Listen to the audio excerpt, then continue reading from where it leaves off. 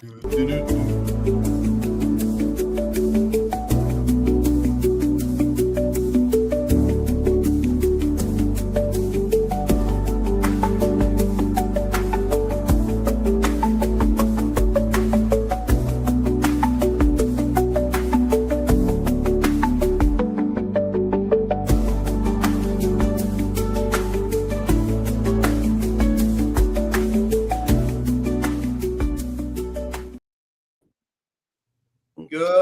morning. Oh, yeah, I already started off wrong. Good afternoon or early evening. I don't know. I'm confused, guys, because this is out of the norm for me. If unless we're doing a post game or a pregame.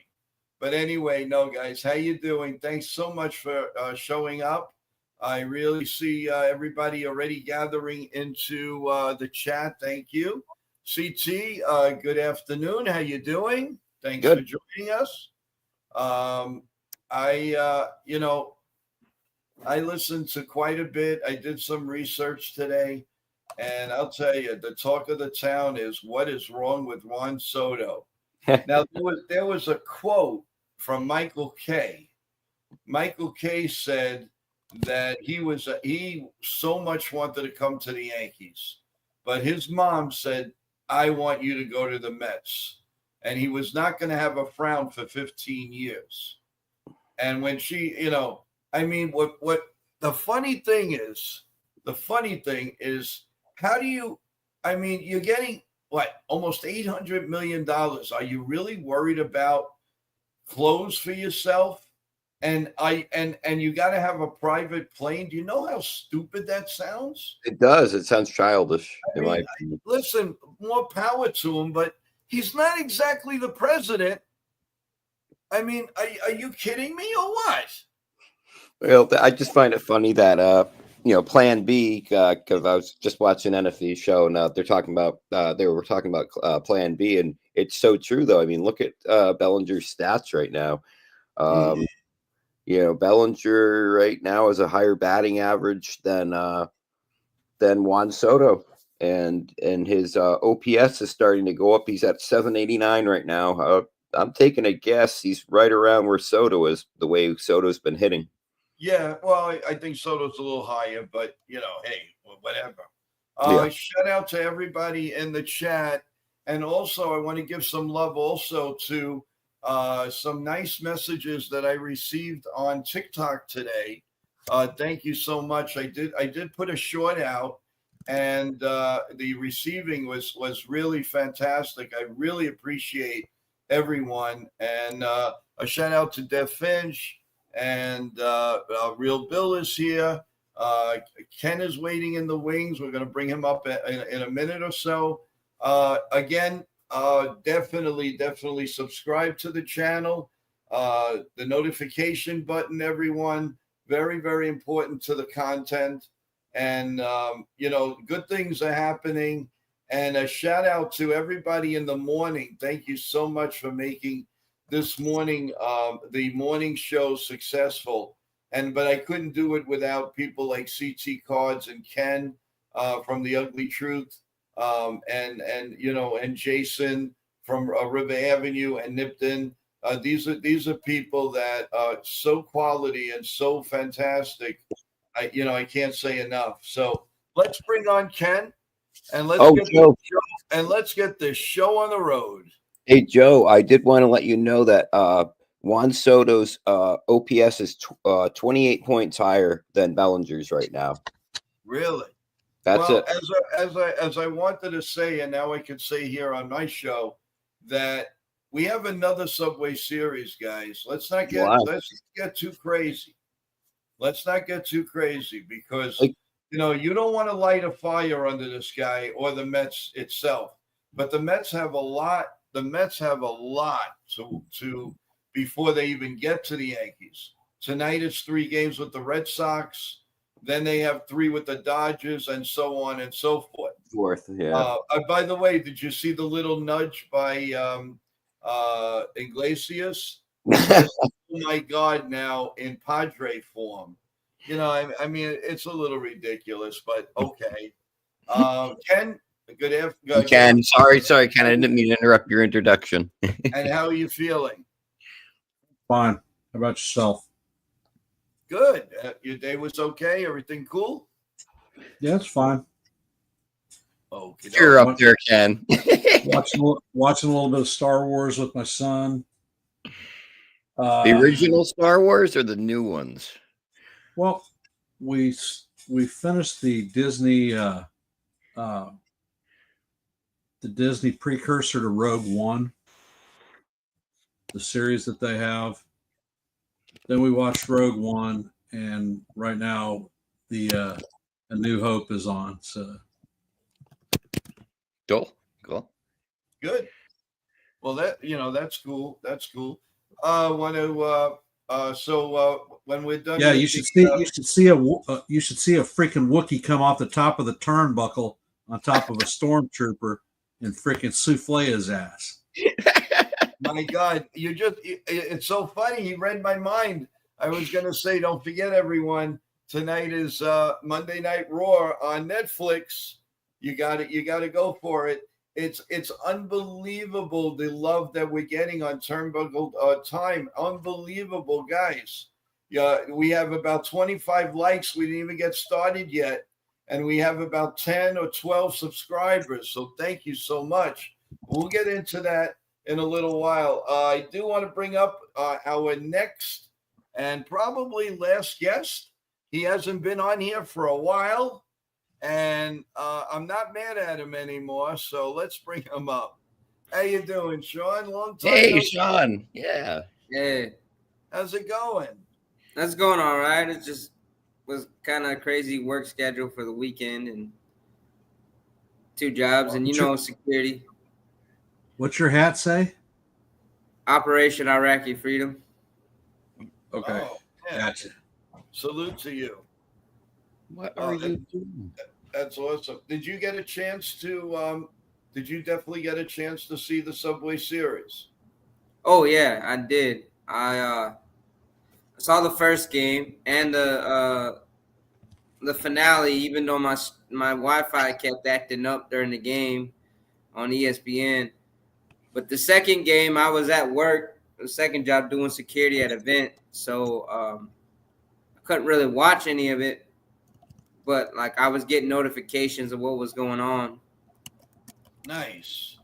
And what were your thoughts? The whole Juan Soto thing. I mean, we could, people are talking. I mean, now I'm getting a little bit tired of it, but people are talking about it. What are your thoughts? A lot of people very disappointed in his play. Met fans are up in arms. I saw videos of, actual crazy Met fans going nuts. You know what were what? your thoughts on that? Ken, I want to hear Ken. Yeah. But I was gonna say you can't count They your. can freaking stick it. See, sorry, Sean. I had to hear Ken. They've been trolling us for freaking 4 months about Soto coming to the Mets. We were just keeping him warm, according to who's that freaking knucklehead, Sal Licata? Sal. Yeah, okay, you got him. You don't see Yankee fans trolling him. He's signed up for the next 15 years. He's going to be a Met unless he opts out at 5 and Cohen doesn't choose to bring him back. Wow. Right. They got the player that they wanted. I lied. We do have another guest. Man, I'm popular tonight here. What is going on? I've got crew here. And while he's back from vacation. Oh, Jonathan. I think this is the first time I'm having 5 people on at the same time. So if we blow up, guys, it's not my fault. Well, no. Wow, Jonathan, how you doing? Welcome back. I was on with you this morning. Yeah. I don't have a short memory. I know that. I'm talking about having 5 people on at the same time. Maybe you should do the more evening shows. Yeah, Jonathan. Yeah, you're watching. Them all day. You could actually lose your mind. No, just kidding. All right. So what do we want to talk about? Isn't that what we do all day anyway? Yes. Right. But I'm gonna start with Yeah. CT. What do you got cooking for us?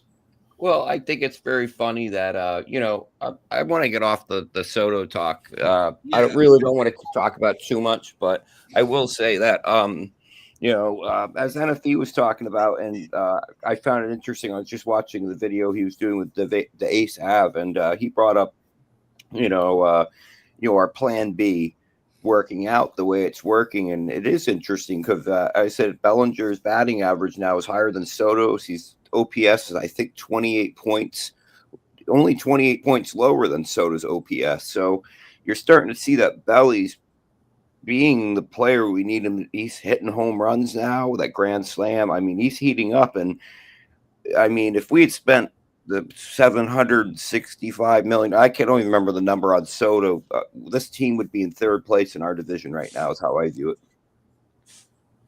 Well, yeah. Who wants to make a comment? No, yeah, to CT's point and even Ken's point, like the whole Soto thing, I think they just keep blowing it because they can't get over the fact that, he made his decision. But you can't win championships on paper. You don't win them on paper. And all that trolling they did, they're eating their own words. But the thing with the Plan B, we quickly pivoted. We were already in talks with Max Fried. Look how well that did before Soto made his decision. As soon as he made the decision, we offered him the big contract. He signed, and then we got the trade with Bellinger, and then we signed Goldie. We traded Nestor for Devin Williams. Devin Williams got his revenge in the series against Pete Alonso. Yes. And he looked lights out, like the Devin Williams we were expecting. Well, and also in the Alonso at bat, he was hunting that freaking changeup, and yes, and he got blown away with the fastballs. Mm-hmm. And Sean, you brought up in one of the chats we were just talking a little while ago. You brought up that how much of a steal Goldie's been, and you remember when we signed him, no one was happy about it. It seemed like there was very few Yankee fans were like, "Oh, this is a good signing," and you and I both agreed that was kind of like we both liked that signing. Yeah, and I'm curious what your thoughts are. Well, I mean, Goldschmidt had always been a professional guy with the Cardinals. Played a large chunk of his career with the Cardinals. He's a borderline Hall of Famer, and even though he's 38 years old and everybody thinks that he's washed up, I think he still has something. He's only 2 years removed from having a unanimous MVP in NL in 22. And he hustles. He plays the right way, and he's always been a clutch guy. Yes, he is clutch, and that's what we need. That's what I hate to say it. That's what's scaring me about Volpe right now. I hate to change the subject, but that's what I like about Goldie. He has the clutch gene, and we need that. And Bellinger's starting to show that clutch gene too. And I think what's going to be good is in the playoffs, having Belly and Goldie. If we have a lineup that has Belly and Goldie around Judge, the right lineup of our top five could be scary. And I think we were talking about it this morning, where I think we should put Jazz lower in the lineup. I don't think we should have Jazz in the top five even. Put him in the 7th or 8th spot. Guys, I have a scoreboard update for us.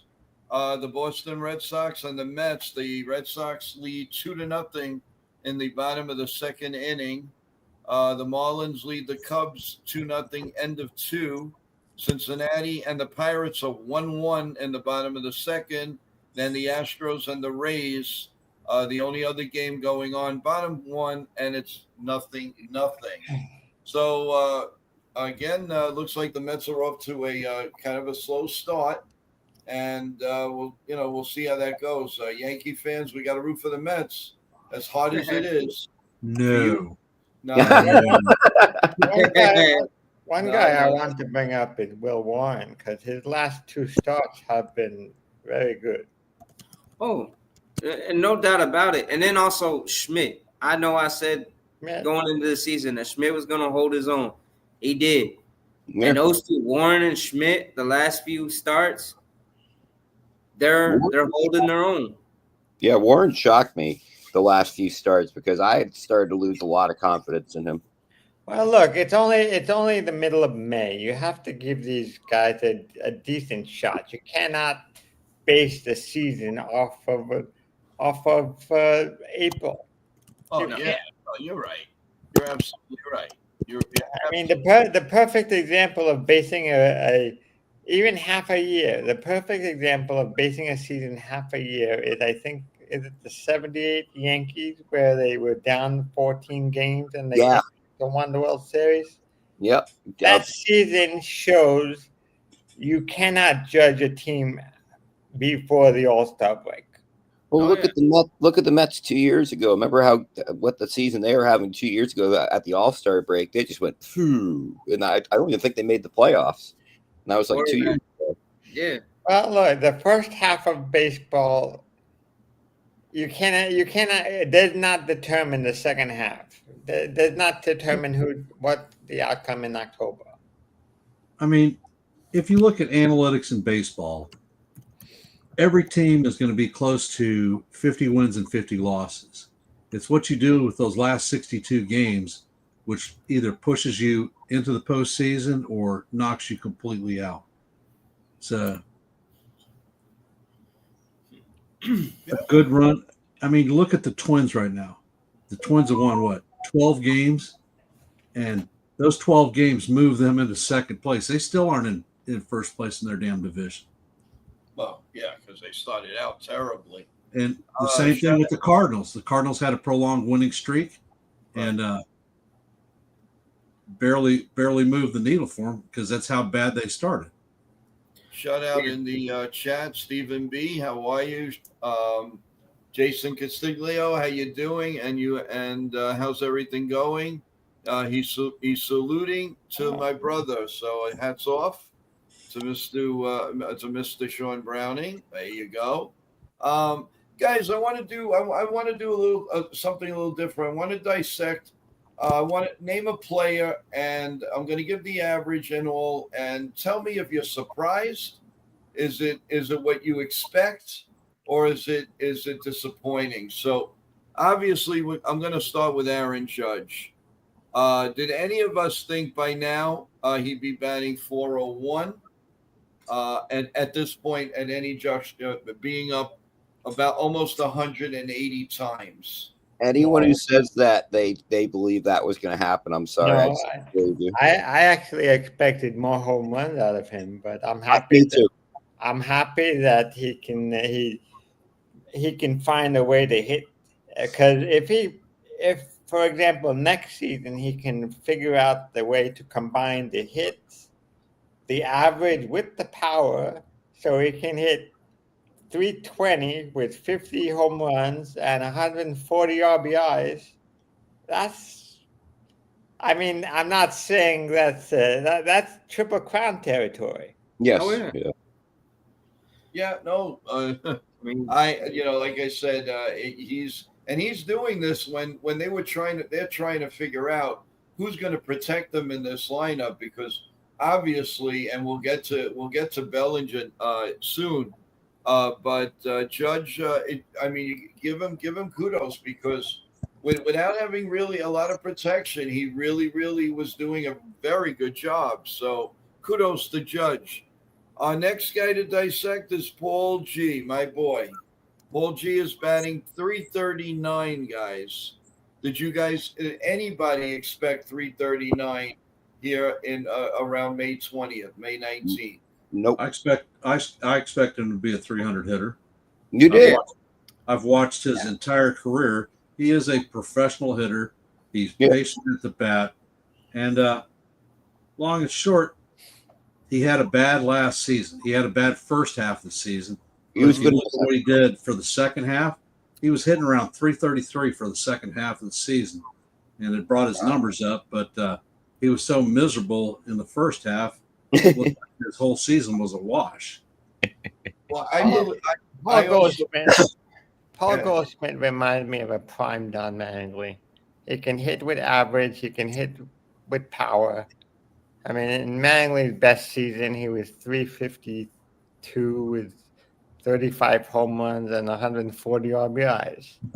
I mean, that's not something I expect anybody to do all the time, but I would expect a guy like Goldschmidt to be around a 300 hitter with 30 home runs and 100 RBIs. I don't know about the 30 home runs, but 25 home runs. Yeah, I would say 20, 25. Yeah. the one thing that I do, But this is Yankee Stadium, remember? Yeah. Right. You got to remember that. Yeah. That short porch. the And one thing that I do believe is that that a lot of Yankee fans, even though he's 37, 38 years old, really didn't really know a lot about Paul G. They knew that he was, in the National League, a solid player on the Cardinals. Saw him sometimes, when they played the Mets, but they were not confident. But I say to everybody, if you can turn back the clock and go to that interview when they signed him on Yes, and you saw what was in his eyes, the power, and hey guys, I'm coming. The Yankees made a very, very good move signing me, because I'm telling you, I'm going to have a great year. And I believe that till today. That's what I saw in the man's eyes. So I am definitely not surprised. And I've seen him a long time. yeah, Sean, did you have something? plus he offers mentorship for guys because he doesn't try to do too much. And you've seen too many of the guys in the Yankees, not named Aaron Judge, and even sometimes Judge is guilty of trying to do too much in the moment. Right. You have to look at the composite of Goldschmidt's career. Goldschmidt went up to the Diamondbacks from Double-A. He never touched Triple-A. Mm-hmm. He wasn't a finished product when he showed up in Arizona, but a good first baseman, former Yankee, Lyle Overbay, took him under his wings and taught him how to be a first baseman. When Christian Walker came up with the Diamondbacks and eventually ended up replacing him, he was the one that took Walker under his arms and made him a plus defender. So he's done that throughout his career. Been a great mentor for younger players, and they seem to get the most out of them with his mentorship. Like I said, Goldschmidt is a professional hitter. The guy is never out of an at bat. Truly, you see the kid throwing 100-mile-an-hour fastballs at him, and he's still making contact. His bat speed hasn't slowed down. I noticed Belly was a trade. He wasn't a signing. Remember that was a trade. When we, but hey, I don't think the Yankees would have signed him because but a trade, I think they were definitely they could have pulled off, which they did. Shout out to a couple of people here. I see. Well, this is Max Coverage is here. How you doing, man? Welcome back. And there's a Rob Saxon here. Thank you for joining us, Rob. I believe that's the first time I saw you. I hope you enjoy us and you enjoy the content. Don't forget, everyone, press the subscribe button. Also, the likes, very, very important. And as you see all day long, whenever there's Yankee news or big news, I give shorts out and you'll get notification. So please, I urge you to subscribe and the like button to all of our channels.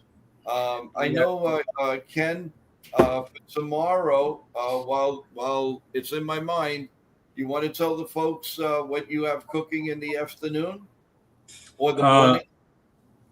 Tomorrow morning, 10:15. The stream's already up. Going to do a pre-series review with the Rangers and the Yankees for the next few days. I may go on in the afternoon, depending on how I feel, and possibly do a review of the Mets Yankees series. Maybe combine that with the pre-series review. It's going to be an open panel as usual, so hopefully folks will have the time to come up and give a shout and say how they feel and what they think about things. Cool. Yeah. Good. I wanted to ask Ken something because Ken wasn't on the show this morning.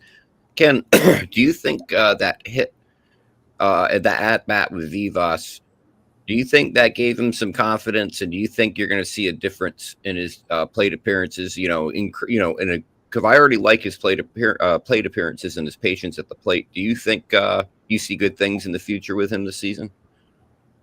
Well, I mean, Vivas is a solid defender. The plate appearances, the 900-mile-an-hour fastballs that he fouled off yesterday were incredible. He seemed to be on top of it. His bat speed is decent. He still is got 2 weeks in the major leagues as a major leaguer, so he's got a lot to learn. Matt's coverage says Vivas had one of the best at bats in the entire game. I got news for you, Max. I think that was the best at bat since Paul O'Neill's World Series at bat against Armando Benitez in Game 1. I haven't seen an at bat like that in a while, at least on the Yankee side. Oh, I mean, yeah.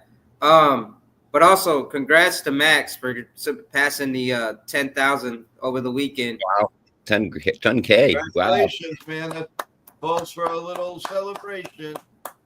That a boy, baby. Wow, that's amazing. But yeah, right, go ahead. I don't know if he was going to go on to Cody Bellinger for dissecting him, because I know Caputo was bringing him up in the chat. Mm-hmm. Yeah, let's go to Belly because I want to talk about him. He's the guy I said it, on like NFE's channel 161 back in April. I said this guy's going to warm up in May, and everyone was like, "Oh, I'm so disappointed." I'm like, you guys got to remember, Aaron Judge had a terrible April last year, and look what he did. You know what I mean? So if certain Yankee fans seem to forget that people don't base everything off the beginning of the season. Guys can stink for the first 2 months, and it's all about what they do later in the season. So I'll stop babbling. No problem. Actually, my next one, I'm just going down the line here. It's inconclusive, and we're not going to spend that much time on it. But DJ LeMahieu, is everybody happy to see him back? And I see a little fire, and I think he's actually healthy, the best I've seen him in 2 years. Your thoughts, guys? Ken, I want to hear Ken. I have not been an anti-LeMahieu guy. I knew that he played hurt. Some of the comments that I've made in the past, he's a 2-time batting champion. You just don't forget how to hit. And I think the poor performances that you saw over the last couple of seasons was indicative of a player who was hurt and trying to get on the field to contribute to the team.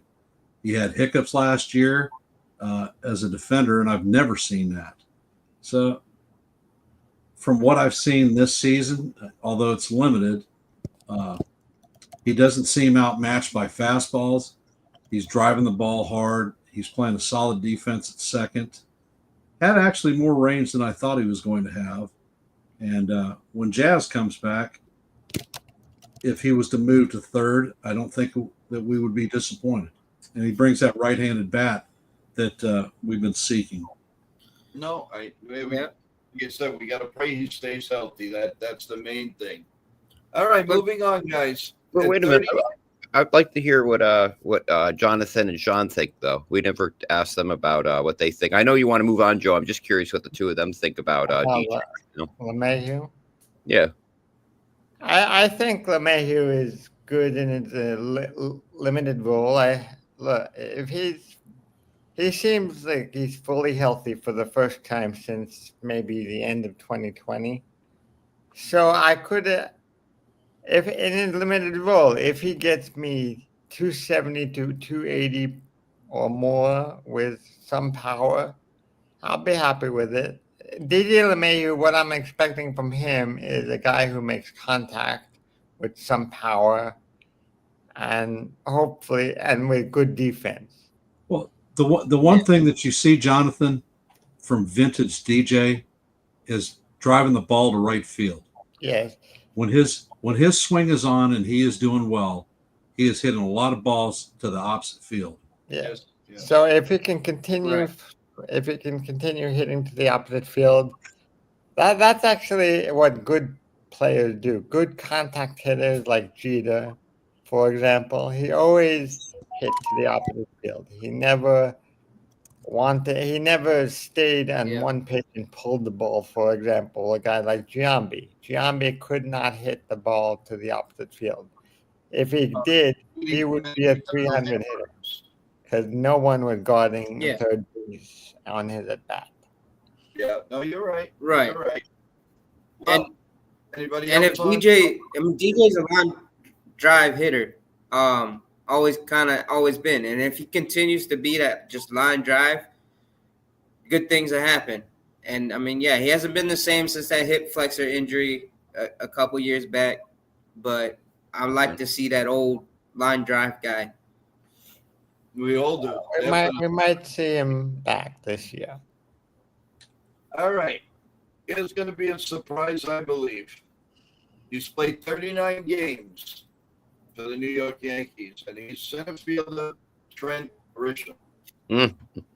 Now, what do you guys like about it? Are you surprised? Does anything surprise you with, what he started with? He's come out with some fire. Go ahead, guys. One at a time. I always knew he's a good hitter. But I was not expecting this year.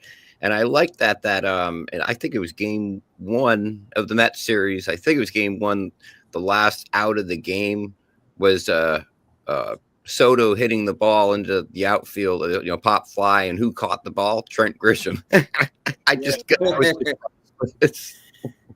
Exactly. Nah. Yes. Go ahead. But I mean, he looks like a cop, and he plays skills. I mean, he looks like like one of those motorcycle cops, just waiting to pull you over. Jackson incognito. Yeah, and he's $5 million, man, to be we signed him to be our 4th outfielder, but he's playing like our 3rd outfielder. And dude is, he's killing it. I mean, what more can you ask from him? Yeah, I agree. Next. Well, his last 4 games, I don't think he has a hit. So his average has taken a big no. His average has lost about 27 points in the last 4 games. But I think he has to focus on the way he was. Remember, he's not a home run hitter. He has to be similar to what DJ has been his whole life. Try to just get on base any way you can with a hit. Don't try to hit the ball out of the ballpark too much, and I think he will be successful. And everybody else commented? Well, I mean, God's honest truth. Grisham is a top flight defensive player. He was that player in San Diego. Petco Park is definitely not a hitter's park, and it wasn't really suited for the way that he hits. Last year, he had 9 home runs in a handful of starts. He didn't really get consistent playing time last year because the Verdugo experiment kept him on the bench. This year, he's gotten regular playing time, regular at-bats. I think with his left-handed approach, his swing plays to Yankee Stadium. I anticipated that if he was going to be an everyday player for us, you're going to see probably about a 260, 270 average player, handful of doubles.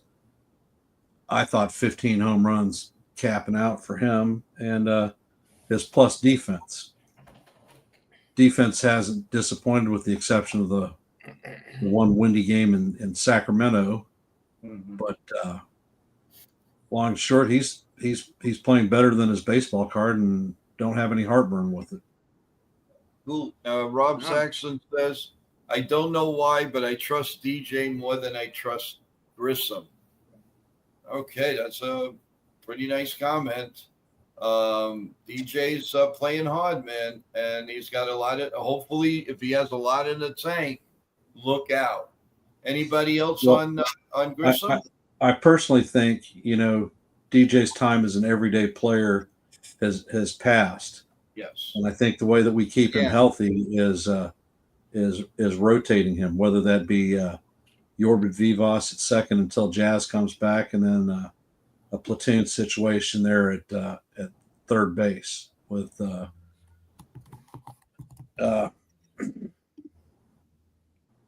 God damn it, Okay. Oswald Peraza. Oh, you got it. Guys, I have an updated score for us. The Red Sox now in the bottom of the third lead the New York Mets 3-1. The Marlins 2-0 over the Cubs in the top of the fourth, and the Pirates and the Reds top 4 1-1. The next guy we're going to cover is Cody Bellinger. So, who wants to take the realm on Cody Bellinger? Well, Cody Bellinger he had warmed up ever since the weather got better. So I think he's gonna he's a warm weather player, and I wouldn't be surprised if he continues this hitting throughout the summer, and it could even end the season with a 290 plus batting average. I agree. I said, you got to remember that. I know I sound like I'm reiterating, but his batting average was under 200, was 182 in April, and he's hitting 377 in the month of May, and his batting average is up to 258. His OPS is 789, and I said Juan Soto's OPS, I believe, is 820 something. So he's not far off from Soto's numbers there. He's starting to heat up. Yeah. And remember, it was kind of a mixed bag reaction when we traded for Bellinger. When we wanted him, the legacy the story, because his dad was a role player with us when we won in 2000 in the late 90s. But the Bellinger, in the 2019 he won, or what is it, 2020, when he won MVP and he won World Series MVP with the Dodgers, and then he kind of just went off downhill a little bit. But he's still been a great player. He's clutch defensively, and then offensively he can still pick. He can still hit it. But he's not just one-dimensional hitter. He's he can hit for power, high average, and he can also do the small ball, which we've seen. Yep, exactly, Sean. Is a Yankee Stadium ball player. There's no question about that. Absolutely. When the discussions for bringing him on a trade, I wasn't in favor of it. I don't like his contract. I don't like his player option. He's a good defensive player, but if you look at his power numbers have taken a nosedive. That's and true. Sure, we have a short porch in Yankee Stadium, and players that tend to come to the Bronx fall in love with that short porch and think that they can hit the ball out every time they get up to the damn plate. Mm-hmm. If you've noticed Bellinger's numbers over the last 3 seasons, his strikeouts have been down. But this year, as a Yankee, his strikeouts are up. He's striking out a lot. But do you think that has to do with the hitting coach or the advice, or just the pressure of Yankee Stadium? Well, I am not a fan of the Yankees hitting coach and thought that he should have been fired last season. But the Yankees don't fire people. I think the third base coach should have been fired last season. Yes. And yes. Now, Rojas is so conservative, he doesn't send anybody. They home. Yes, I was going to say that, Ken. Isn't that amazing? This year he's stopping everybody at third. Exactly. No one's coming home. Exactly. But the hitting coach forms the triad for situational hitting, i.e., whether it be hit and run, laying down a bunt, just trying to drive the ball to the outfield to score a runner at third. And the Yankees haven't been very good at it. And I think that James Rawson has a lot to do with that. Oh, I agree. Well, one thing I want to ask you, Ken, is if you look at Belly's numbers in May, his K numbers have started to drop here. Because in April, his K numbers were, I think there were so many games he struck out 3 or 4 times, actually, in April. But in May, his K numbers have dropped from what I'm looking at. Maybe I'm not looking at the same numbers that you are, but I think he's improving. I'm just looking overall.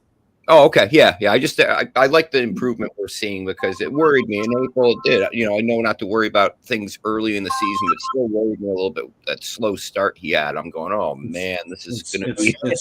It's like Jazz. Jazz K numbers are through the freaking roof. He has to have a different approach when he gets back. He has got to have a different approach. Yeah. Jazz is Jazz. He's going to be who he is, who he's always been, and he strikes out a ton. That's a fact of life. Yeah, but he's not a 190 hitter. Let's face it. Come on. No. He should be at least 225. Jazz is probably 230, 240 with some power. Oh, maybe a little bit higher than that. We're not giving him too much credit here because we saw so many strikeouts. So, Well, if Jazz can cut the strikeouts and walk a little bit. Yeah, but Jazz has always been a free swinger. Yes, he has. Yeah, if he can limit that, he will be a very big contributor. Oh, yes. Yeah.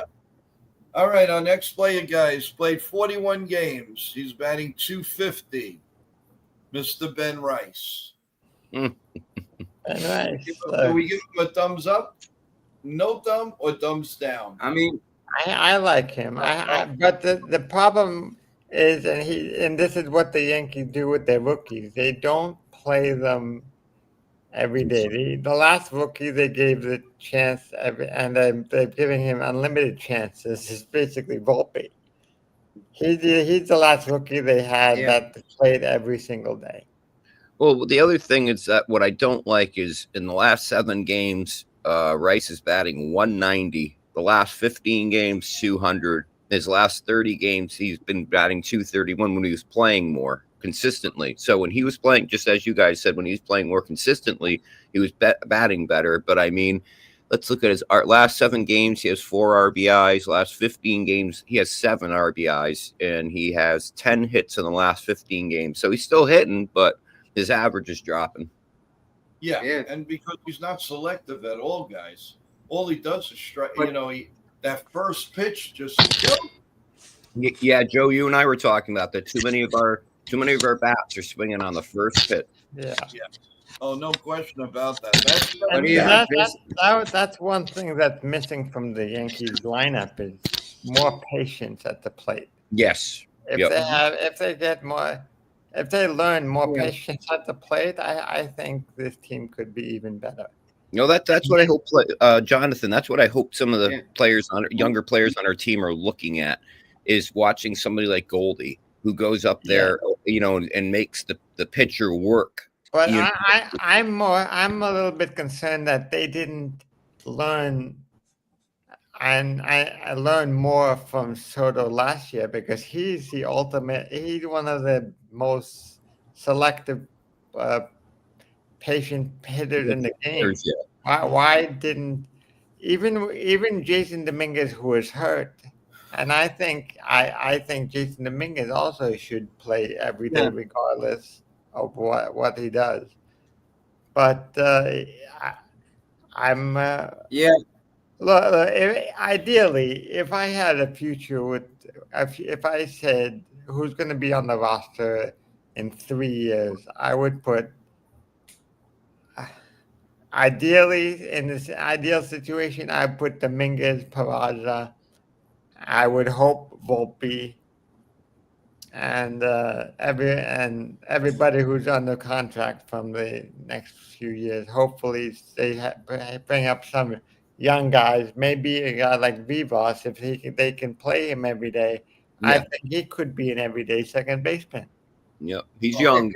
As Ken said it too. Vivas. The Yankees always complain about their payroll, and everybody doesn't like it. But the only way to lower the payroll is develop good prospects that can play. If you can't develop your system, and also you'll never get a lower I don't care payroll. what anybody says, but the bottom line is, if you have a $300 million payroll, Yankee fans do not have the right to bicker. I know, but it's right at the end, and they don't do anything. Then that's a problem. But if you have all of everything, there's a rhyme to reason to everything that they do. We know that. But to say, well, 304 a million and this and that. I mean, guys, nobody ever 2 years, even 3 years ago, nobody would ever consider a $300 million payroll. Well, as I was just saying, the only realistic way to lower the payroll is to develop young Right. prospects to Right, replace exactly. For example, Goldschmidt is a free agent next year. The question is, do you sign him or do you have someone else replace him? Yeah. If Ben Rice can show, for example, he can play first base, hit with contact, and not strike out so much, maybe he's an option and he would be a pre-arb guy with a low payroll. Here's a- I want to see Rice the rest of the season. Yes, But I understand. Yeah, I'm saying yeah. that if he can Yeah. show he can play with consistency, he Yeah. could be an answer at first base next year. I agree. Well, Sean, what were you going to say? I didn't mean to interrupt you, Sean. Sean, you were going to say something. I didn't mean to interrupt you. No, I was gonna say though. Look at this though. Look at this. How last year he had that 3-homer game against the Red Sox at Yankee Stadium, and then fell off the earth at the plate. Was completely lost in sauce the rest of the time. No, you're But right. now he's more steady at the plate. I agree. Even if he's still a young kid. He's basically a rookie. I know he's right around that threshold of whether it's rookie status or whatever, but he's basically a rookie. And I want to see him play the whole year and see what he can and develop more. But I mean, it's good that he's got Goldie and he's got Belly. He's got all these other guys he can learn from. Exactly. I like so that. That's far- what I like. You would hope so. That's why I like that, Sean, that he's got all these guys, these, around him, Goldie, Schmidt, Bellinger, Judge, all these people, and he's good. He's going to be good. I think Rice is going to be good, but I'm kind of at the current moment, if Goldie can finish the season like the way he's hitting currently, I think we're going to have to really take a second, guess of do we re-sign him or not? That's a really good conversation to have. Do we re-sign Goldie? We'll have quite a few players to go, and let's go to the next one. And at 39 games, Jason Dominguez. Are you guys disappointed? Do you want to see more of him? Do you think he's played enough? I want to see more of him. Me too. Time. What do you think? I think Dominguez needs to play every day. I think that's the only way you're going to figure out, and he needs to learn every day. I bring this up with Yankee rookies. We all remember the story of Mickey Mantle. He came up, he struggled, he went down to the minors, and then he became Mickey Mantle that we all know. You need to give these guys time. You cannot judge a guy after a few games or even the first year. There has been in the past. There has been many Yankees that they've traded because they thought they were no good. That turned out to be even Yankee killers. For example, Mike Lowell. Mike Lowell is the one player that Brian Cashman wishes he never traded. There's a lot. And then There's a lot of guys, so that's another show in itself. In the chat, does everybody agree that do you want to see Dominguez play a little bit more? Are you happy with the play time? Give us your thoughts. Well, what I'll say is this is what's interesting. If you go look at Jason Dominguez's numbers, when he was playing more, his batting average was 240. In the last 15 games, it was 245. And then in the last 7 games, it's dropped 200. And his hit, he's dropped his hits, his at-bats has dropped, because we're not playing him. So it gets back to what you guys are saying. I want to see more of him, but, we do have to have the conversation. Are we overloaded on the outfield? Here, like, how are we going to squeeze him in if Trent's hitting? You know what I mean? It's like, where's there room for him? And Yeah, now, I wouldn't want to be Aaron Boone and the crack staff right now. That's for sure. because now you got I don't want to be that right now. because you got long and short, Dominguez's bat is then- improving, and he's taking at bats from Rice. yes. Yep. not a big fan of him as a right-handed hitter. I think the switch hitting shit should be done with. Looking at last night's game, outmatched. He was outmatched by Peterson. Yeah. Batting right-handed. Didn't Oh. look good at the plate, but when he was able to switch, turn back to left, you saw him engaging. Well, I don't even know why the Yankees don't realize this and say you need to bat left-handed until you can figure out how to bat right-handed. Thank you, Jonathan. Thank you. There Also- are plenty of left-handed hitters that hit left-handed pitching. Yes, Don Mangley, Paul O'Neill. Yeah. Exactly. Babe Ruth. No, You know, and then very few switch hitters actually have power or equal threat from both sides. I mean, we had a few guys like we were spoiled with Jorge Posada and Bernie Williams for what 20 years, give or take. The only player that I think currently But has good production from both sides of the plate is Ketel Marte with the Diamondbacks. Yes, thank you, Ken. I was going to say that. That's funny. You read Right. my mind. everyone, I want to give a shout and then out. also the one thing I want to hype on. Oh, go, Sean. Sean, Yeah, shoot. I want to give a And- shout out. No, I was gonna say the hype that. Oh, sorry, Joe. Sorry. It's okay. Sorry, Joe. It's all right. Sorry. Go ahead. Hey, Edifi, welcome No, to the it's okay. stream. Sorry, Sean. Sorry. Hey, NFE. No, it's fine. NFE, you're the man. But what I was gonna say was the hype that Jason Dominguez about being the next Mantle or being the next Mike Trout. That's got to cool off and just let the kid be the kid. You know, he's learning left field pretty much on the fly. Mm-hmm. And then, when he came up a couple years ago before he had to go get Tommy John, he hit a homer off of Verlander.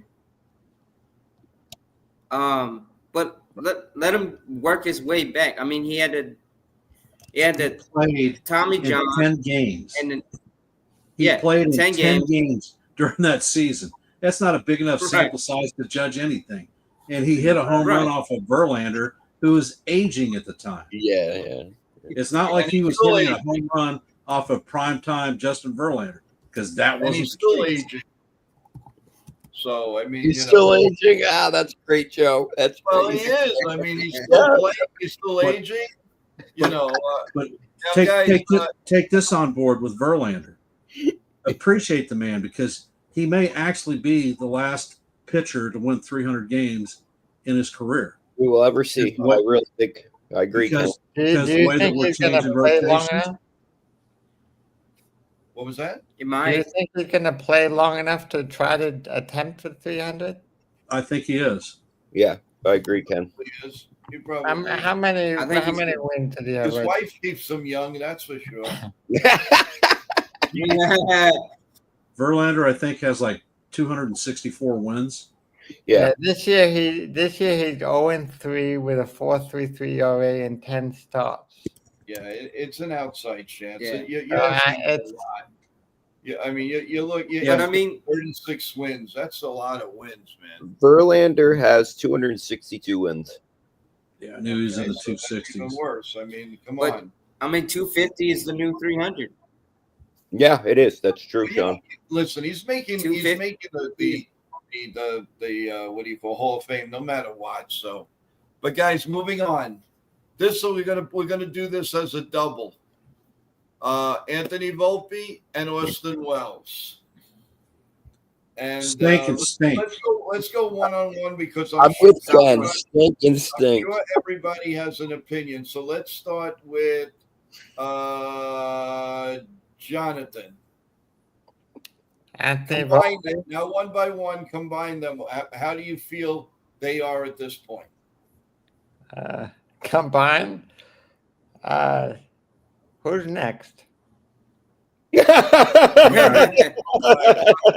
me put it this way. Wells, hitting is down. Yeah, I think Ability to throw runners out at second down. Non-existent. Framing, with the ABS system, that skill won't even be required. Look, the one thing about Volpe I've noticed that he's I of course I didn't watch the game, but he's also been pulling the ball much more this year than he should, and he's not trying to hit the ball to the opposite field. And what I really dislike, regardless of the Yankees' philosophy, is he never runs when he's on the base. He never uses his speed. He's one of the few guys we have that can run, and he never does. He just jumps back and forth and tries to distract the pitcher. So I think a that lot of Volpe heavy he can't time up pitchers because No. you notice well, Dominguez then maybe is he stealing should, pitchers. maybe Volpe should just go back to the minors, learn how to run the bases, steal the bags, and get his confidence back, because what he's doing in the majors is No, I don't is agree with that. I don't not agree. major league ready. Well, what's weird about Volpe I mean, though is he's got how many what's steals? weird about But games. His batting average is 259. He has 7 hits and a homer and 4 runs at 27 at bats, and he struck out only 7 times. But his clutch gene's missing. I'm curious what you guys think about the lack of the clutch gene, because he's actually hitting pretty decently in the last week or so. Actually, the last 12 games, I would say maybe 10 or 12 games. So I'm curious what you guys It's think about real that. simple. We can dissect it all you want. It's real simple. If this guy bats 8th or 9th, we're going to get the best out of Anthony Volpe. Yeah. There's no rhyme or reason to it. This man has got is not. I agree. Volpe feels more comfortable at the bottom of the lineup, and that's and where then he should be. they Not should send him put down. him there and keep him there, and not put any extra pressure on him. So Right. until he matures a bit, or gets out of whatever funk he's in at the top of the lineup, Yeah, there's no reason just he's leave, got to leave rush. him there and let the guy play. Because if he plays well at batting 7th, everyone is cheering him on. If he sucks batting leadoff, we're all here complaining about it. Exactly. yeah, let him bat 7th. I'm what, 7th 7th? spot. I'm with you, Sean. 7th spot. Yeah. The other way. Oh, sorry. I mean, I would Let him 8th or 9th. I Let would him put 8th or DJ. 9th. I would put DJ or 5 or 6, and then either Dominguez or Wells, and then put Volpe, and then Peraza or Vivas and Wells in that bottom, or however you want to put them. Just got an update from Jason. Pete Alonso just made another throwing error. Good. That means that the Red Sox had scored, Jason. We're not getting the update. The on Red it. Sox are winning 3-1. Still 3-1, but If Okay. if you look at the stolen base numbers, Volpe has 7 stolen bases on the season, and he leads the team. yeah, Jazz has 6, Bellinger and Dominguez have 4, and Goldschmidt actually has 3. Well, remember also Jazz has been hurt. So if Hurt. Jazz wasn't hurt, I guarantee he'd probably have 10 by now. Thank Yeah, you, but John. that's right now. Right. But Yeah, I but- mean, Well, Jazz would have more if his ass was actually on base. and On not the base, striking out. yes. Thank you, Yeah. Ken. Thank you, Ken. No, Yes. no, absolutely no On the question. base something and not though. hurt. Yeah. after You know, Volpe's it's very easy to fix Volpe. 8th or 9th, and you're going to see the best out of him. Why the Yankees don't see this, I just don't understand. Or they don't have confidence in Wells. They don't have confidence in Dominguez. I don't know what it is, but this guy batting 5th is ridiculous. It's absolutely asinine. It's ridiculous. We need Yeah. Stanton back. Once Stanton comes back, we're going to see a completely different lineup. And I have a feeling he's going to come back in June. I mean, me too. Maybe Memorial Day. Maybe That's around what Memorial I'm Day at thinking. the earliest. I don't think Stanton's as far you off think as. he's going, Sorry, you Sean. think he's going to do any rehab? Big G. You Yeah, think he's gonna do any of I think that? he does 2 or 3 rehab games. Just I want, I think he already played a couple of games. they want to see, I think, what 30 at bats from him. I think is what they said in one of the articles I read. If I remember correctly, I did see him in one game that was televised. no, I don't think he swung a bat in a preseason or regular game the whole year, Jonathan. Maybe it was just batting practice at the It was week. batting Yeah, I think practice. I know what you're talking about. He's been taking Finally, But there's 2 inconclusive guys. Oswald Peraza and my favorite, Mr. Reyes. To me, they're both ready to leave this team. I would get rid of Reyes first. Yes. Reyes can I don't know, can take the subway to JFK. And you're gonna drive? Subway to JFK, not I'll driving pay on for the the gas.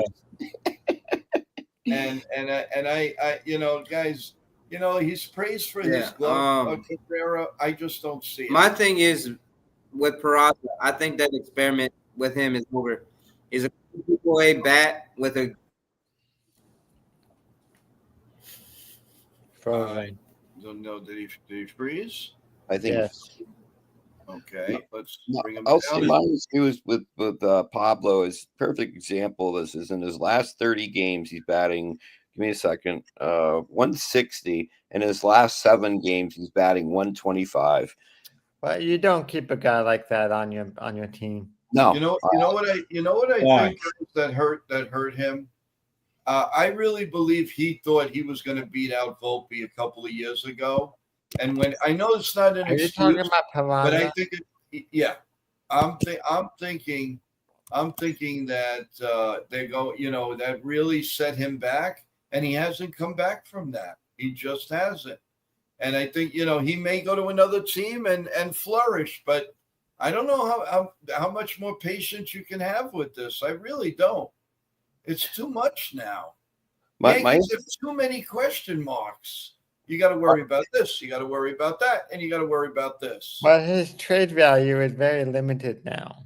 yeah. His trade value last year was high. Was high. My issue with Peraza is in the last 7 games he's batting .071 batting average. Mm-hmm. That's scaring me. It's bad. absolutely I think he's going to be in a trade package. Me too. I agree, Jonathan. He's You've overmatched. said that before, Jonathan. Yep. He needs to be in an environment, maybe even go to Minnesota or Minnesota, Miami. Well, Yeah, whatever. Marlins. Maybe Pittsburgh. Yeah, he needs that. And somebody mentioned to me, how about bringing back kind of Falefa? No. He's a pretty good hitter, but I don't think, after what he experienced here, I seriously doubt it. Shout out to Jake Boss. How you doing? Thanks for joining the stream. We're just going over a lot of the Yankee hitters, and we went through the first 45, 46 games. And if you want to weigh in on anything, Jake, we're still going to be here for a couple of more minutes. So by all means, we got to touch a little bit on the Texas series, guys. What do you see? What do you see for it? What do you think will develop? You think Texas is? You think the Yankees are going to tone it down a notch after the Mets? Or do you think this day off was that the Yankees needed to get back? What is Warren? Warren's a game 1 starter. I will tell you, in the Ranger series, we are definitely in over our heads when it comes to pitching matchups. I agree. The first day we're going to face Patrick Corbin with Will Warren. Corbin was the worst pitcher in baseball last season, and he looked like Nolan freaking Ryan as he shut us out. Right. Don't know if you remember that game. I was cussing the entire game. The second matchup is going to have Yarborough locking it up with Jacob deGrom. Jacob deGrom is 4-1 on the season, and he's got a 2.29 ERA. No joke. He is bringing it like he did in the old days. And our final matchup is going to be Nathan Eovaldi versus Rodon. And Eovaldi, wherever he's pitched, he has freaking owned us. Yes. So we have three very bad matchups. We need a win for Rodon here. Evaldi, the one mistake, another mistake the Yankees made. They had a chance to get him for nothing when he was a free agent coming back from injury, and they rejected him, and he went to Boston instead, and he killed us every time. And Eovaldi on this season is 4-2 with a 1.61 ERA. So 1.61. Think about that. Well, it's miss with Eovaldi with the Yankees. Either they hit him really good or they can't touch him. When he had that magical season with the Red Sox a couple of years ago, which was totally incredible, he just went nuts, and he had that great World Series run. So I mean, but you know what? Texas is not exactly winning a lot of games, man. So and we're in Yankee Stadium, so that definitely holds for something. That's got to help. That's got to help out a little bit. I'm not sure, guys. Where did the Yanks after Texas? Did they stay home? Because I know the Mets are in LA. No, we're going to Colorado. Yeah, we go to play the Rockies. Oh, that's right. That's the game NFB is going to. Yeah, NFB's going to. That series scares the crap out of me. Me too. I'm with Ken on that. We're going to play down to them, and we're going to get Yankees tend to play down to their competition. Last year, we should have creamed the Reds. They swept a lot of teams. We should have kicked the crap out of when our season lightened up, and we lost to almost every one of them. Well, you got to remember also the Yankees were a terrible home team last Yarbrough, you think? I think Yarbrough might even hold his own. Give us at least 5. Yarborough's been impressive. He pitched 2 games, 4 innings the first game, gave up 1 run, gave us 5 innings. One thing that they gave up 2 runs. I mean, Yarborough's looked good. I think, we had talked about it where if we had won game 2 of the Mets series, should we have pitched Max or should we have thrown Yarborough? And I know that Joe didn't agree with that. I know, Ken, I'm not trying to bring it back up, but it was an interesting conversation to have because if we had won game 2, now, going by what Ken was just talking about, we would have Max Fried starting game 1 against the Rangers. It would shift the whole pitching line over, and I think you would see a more evenly based pitching matchup.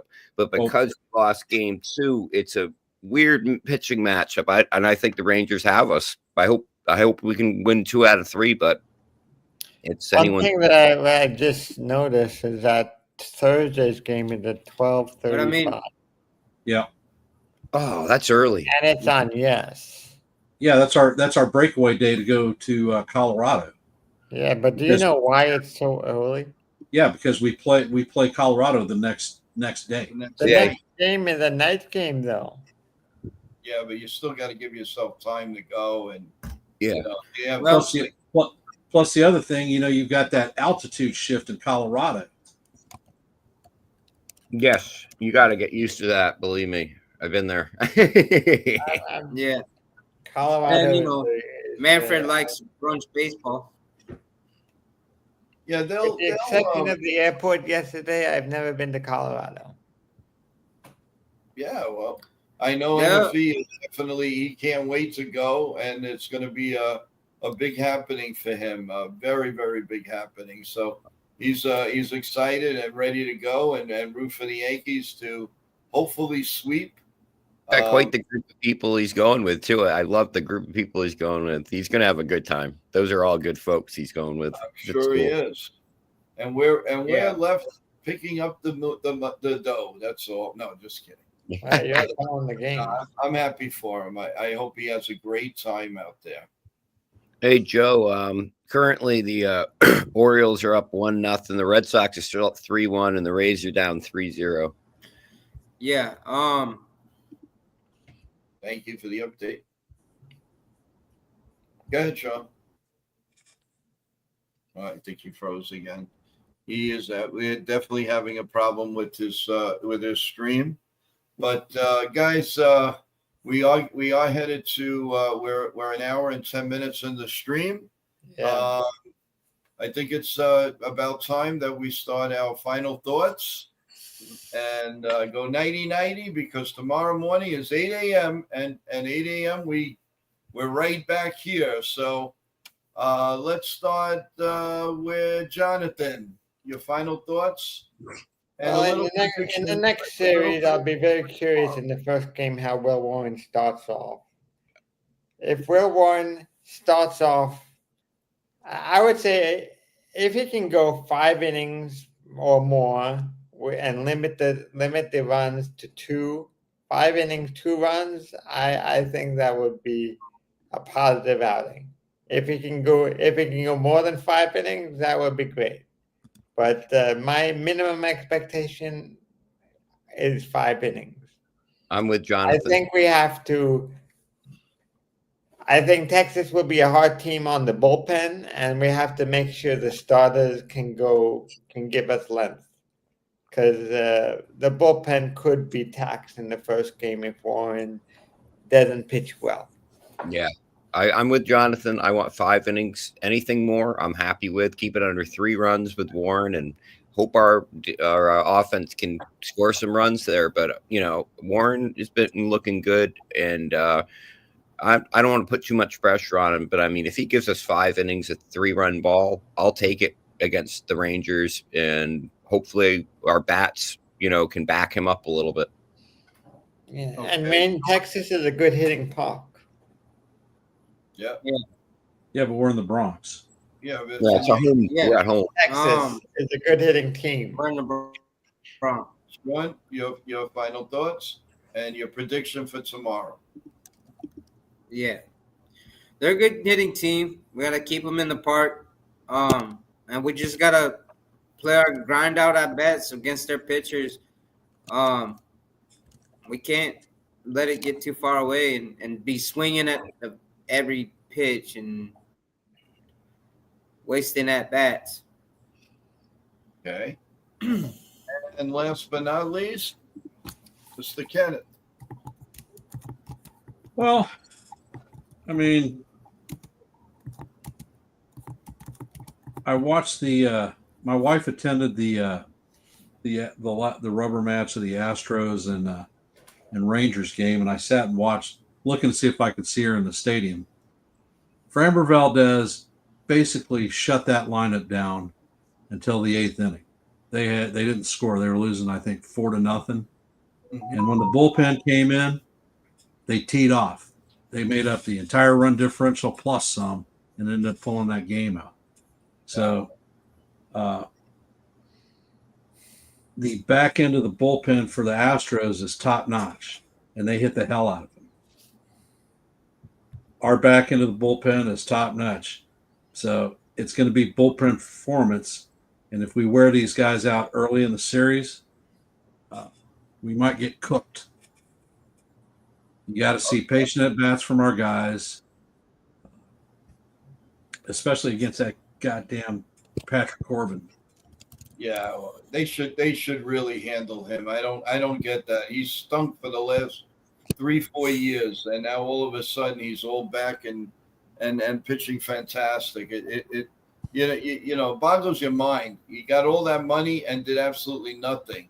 But now all of a sudden he thinks he's Koufax again. So he's 3-2 on the season with the 3.35 ERA, so his ERA is quite respectable. I mean, he's not a strikeout guy. He's only got 29 strikeouts. Hopefully that plays in our favor, and we don't start going into stupid mode, swinging at everything on the planet. And he's a junk baller. Yeah. Yep. So can't be swinging on first pitches. Anybody have any final thoughts? That was mine. Can't be swinging on the first pitches. I gave you mine. I'm hoping the Yankees can get the Corbin, maybe a couple of years ago he was a 6 ERA pitcher. Now he's a 3 ERA pitcher. Maybe the Yankees can move them back up to 4. Okay. Well, I'm gonna. Yeah. First of all, I I want to mean- thank you guys for coming on. Go ahead. You got a final? Go ahead. Go ahead, Sean. No, sorry, Sean. Oh yeah. No, like I was gonna say is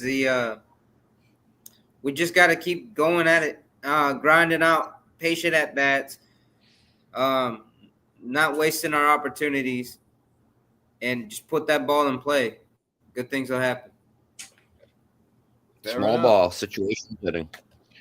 All right. So guys, before I sign off, I'm gonna let bring down Sean and Jonathan, and we will thank you so much for coming on, and hopefully we'll see you soon. Definitely stay in the loop with us, and it's always a pleasure to have you guys on.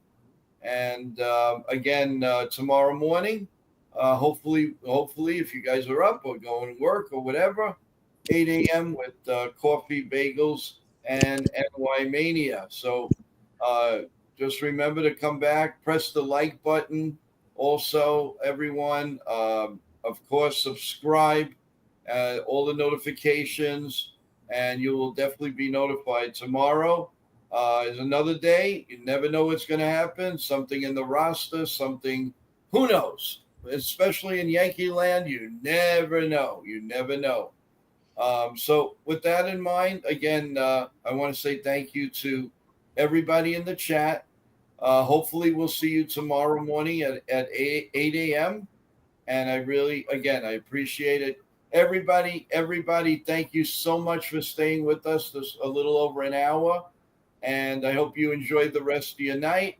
Whatever you're doing, why don't you, if anything, if anybody's a wrestling fan, go catch Monday Night Raw on Netflix. Or go, you have the Met game on. I guess there's a few things going on. So enjoy whatever you're doing. Love you guys as always. 1, 2, 3. There's no doubt about that. And we will see you in the morning. Get a good night's rest. And God bless all of you. And God bless America. Good night, everyone. Let's go, Yankees. That's right.